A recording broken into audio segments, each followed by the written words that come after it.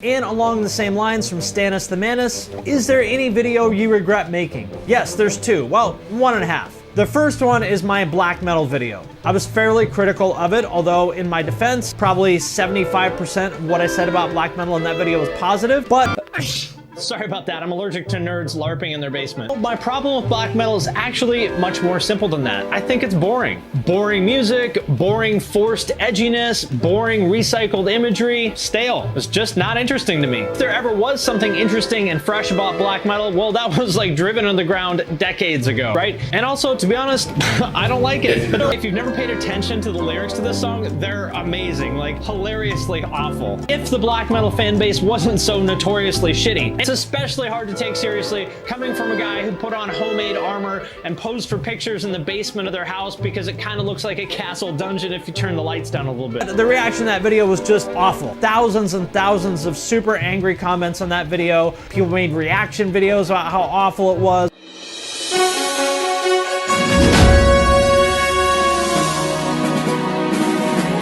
Like, it's the most disliked video on my channel by a mile. I think it has something like 4,000 dislikes. I just got like a flood of negative attention for it, which felt bad.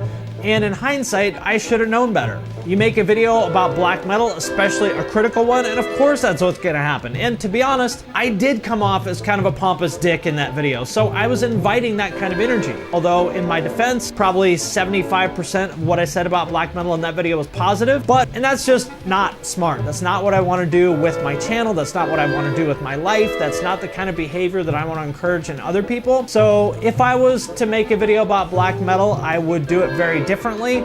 I probably would just choose not to discuss black metal at all because I do think that fandom is kind of inherently negative. If the black metal fan base wasn't so notoriously shitty and is difficult to engage with in any kind of constructive way, so I'd probably just choose to avoid it. But either way, I definitely did not do a good job on that video, and I do regret that one. 0.